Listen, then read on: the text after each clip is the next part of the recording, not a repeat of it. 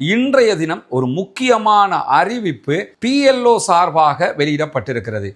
ஈரானியர்களுக்கு திங்கட்கிழமை அவர்களுடைய மொபைல் எல்லாத்துக்குமே ஒரு SMS வந்திருக்கிறது, ஒரு குறுஞ்செய்தி வந்திருக்கிறது. அந்த குறுஞ்செய்தியை யார் அனுப்பினாங்க என்கிற தகவல்கள் கிடையாது. ஆனால் அதில் வந்திருக்கக்கூடிய தகவல் என்னன்னு கேட்டால், அமெரிக்காவினுடைய ஜனாதிபதி ஒரு செயல் வீரர் இதே நேரத்தில் எதிர்வருகிற வியாழக்கிழமை இன்ஷா அல்லாஹ் ஜெனீவாவில் மீண்டும் என்ன செய்ய போறாங்கன்னா, ஈரானுக்கும் அமெரிக்காவுக்கும் இடையிலான ஒரு முக்கியமான சந்திப்பு நடைபெற இருக்கிறது. இரண்டு தரப்பாரும் மீண்டும் ஒரு சந்திப்பை மேற்கொண்டு இந்த பிரச்சனையை தீர்க்கிறதுக்கு ராஜதந்திர பேச்சுவார்த்தைகளை நடத்த இருக்கிறார்கள். அதற்கு மத்தியில தான்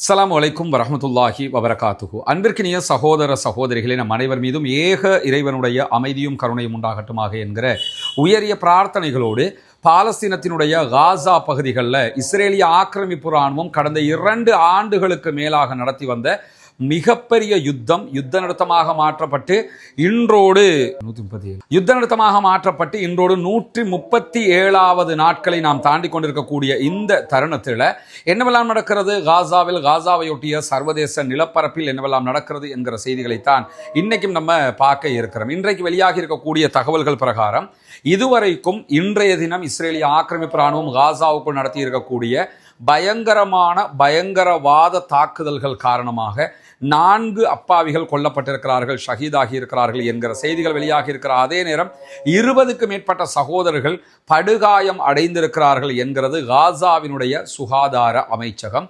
தொடர்ந்தும் யுத்த நிறுத்தத்தை மீறி இஸ்ரேல் பாலஸ்தீன அப்பாவிகள் மீது தாக்குதல்களை நடத்தி வரக்கூடிய இந்த தருணத்தில் இன்றைய தினம் ஒரு முக்கியமான அறிவிப்பு PLO சார்பாக வெளியிடப்பட்டிருக்கிறது.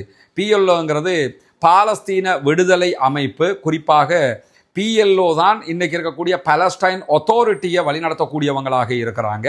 ஃபத்தாஹ் அமைப்பு, அதனோடு இணைந்த PLO, அதனோடு இணைந்த பாலஸ்தீன அத்தாரிட்டி, இவங்க 3 அமைப்பும் சேர்ந்து தான் வெஸ்ட் பேங்க் பகுதிகளில் பாலஸ்தீனத்தை ஆட்சி செய்யக்கூடிய இடத்துல இருக்கிறாங்கிறது நமக்கு தெரியும். இவ்வளவு காலமாக இந்த PLOவுக்கும் பாலஸ்தீனம் காசாவில் இருக்கக்கூடிய போராளி குழுக்களுக்கும் இடையில ஒரு பரஸ்பர விரோதம் இருந்து கொண்டே இருந்தது. இந்த இடத்துல ஒன்றை புரிஞ்சுக்கிறங்க, நம்முடைய வீடியோவை புதிதாக பார்க்கிற சகோதரர்களாக இருந்தால் நம்ம பாலஸ்தீன விடுதலை அமைப்பினுடைய பெயரை வீடியோவில் சொல்ல மாட்டோம். காரணம் என்னன்னா, அந்த பெயருக்காக வேண்டிய வீடியோ ரெஸ்ட்ரிக்ட் பண்ணப்படும்ங்கிற காரணத்தினால தான் பாலஸ்தீன விடுதலை அமைப்பு என்கிற பெயரை பயன்படுத்துகிறோம்.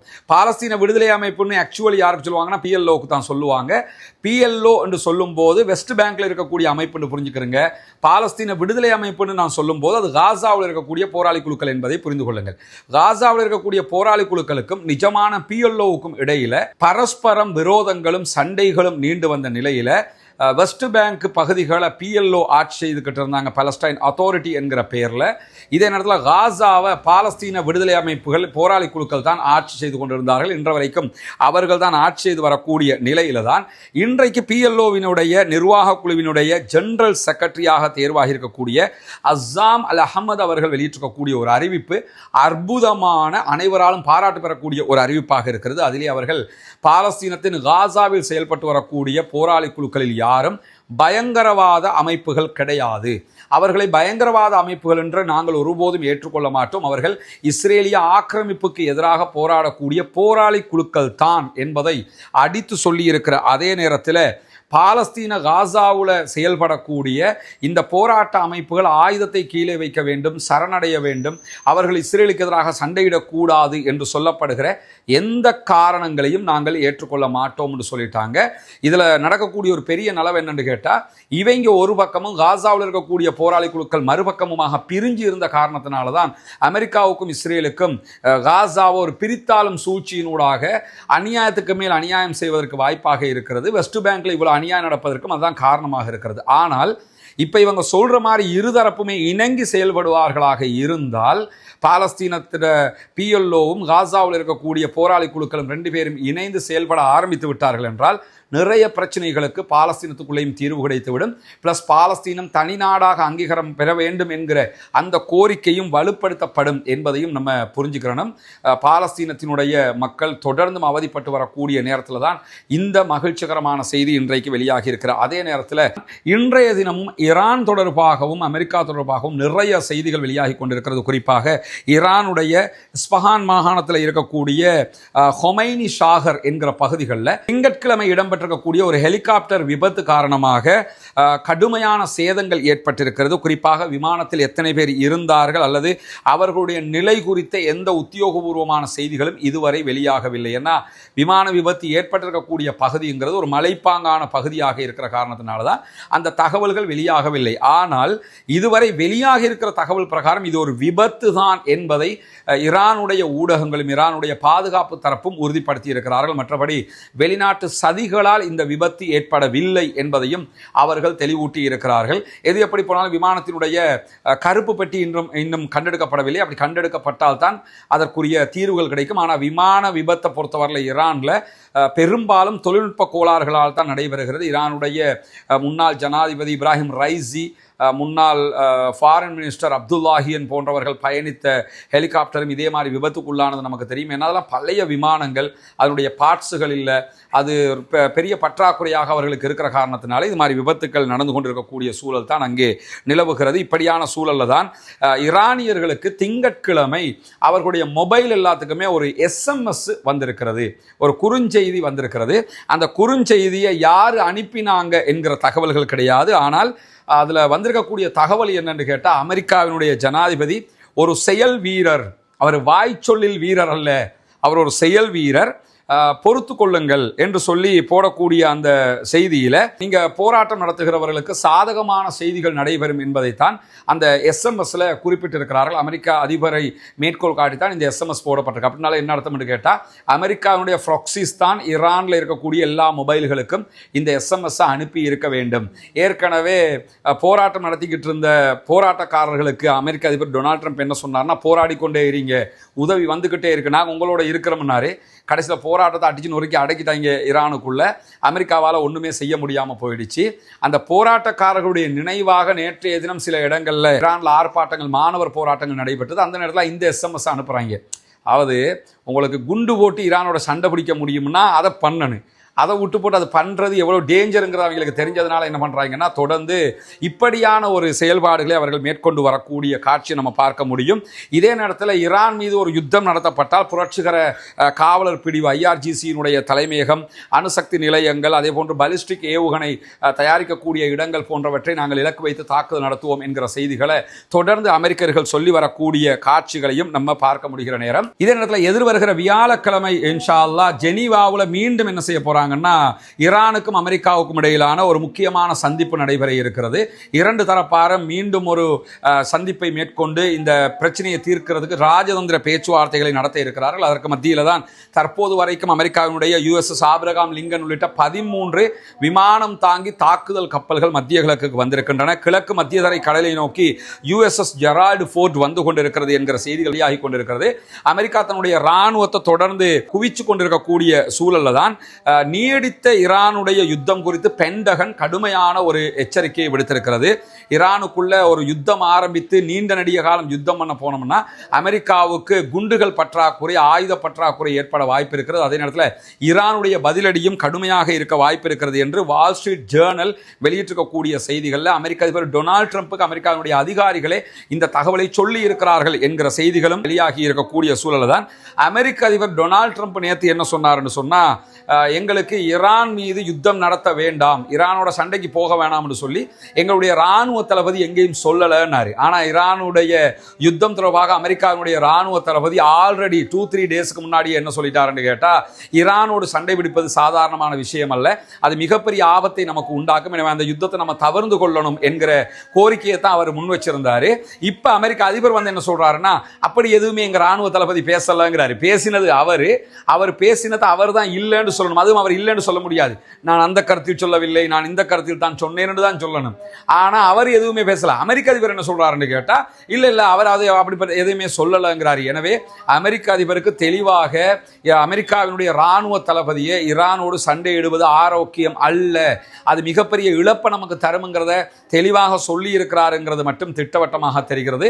பொறுத்திருந்து பார்ப்போம் என்னவெல்லாம் நடக்கிறது என்பதை. தொடர்ந்து நம்ம வெளியூர்ல ரமதான் காலத்துல மாற்று மத நண்பர்களுக்கான இஸ்லாம் பற்றிய கேள்வி பதில் நிகழ்ச்சிகளை நடத்துறதுக்கு இருக்கிற காரணத்தினால இப்படி வீடியோக்களை போடுவதற்கு கொஞ்சம் தாமதம் ஏற்படுகிறது. அதே நேரம் வீடியோ இந்த வடிவத்தில் தரப்படுகிறது.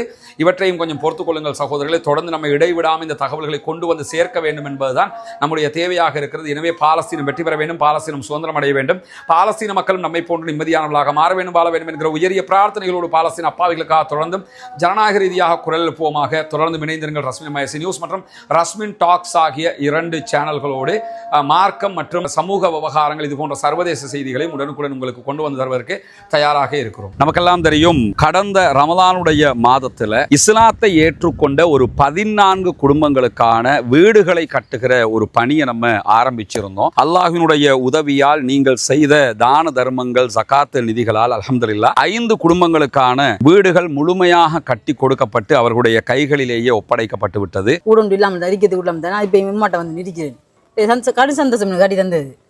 இது உங்களோட வீடு, இனி ஃபௌமி வேலை நடக்குதாண்டெல்லாம் பார்க்குற மடர் வேலையெல்லாம் முடிச்சுட்டோம் நாங்க.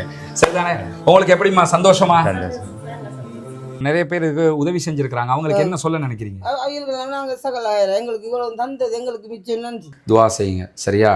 தொழுகை நோன்பு அதுகளை எல்லாம் ரொம்ப கடைப்பிடிச்சு கொள்ளணும். மார்க்க விஷயங்கள் தானே.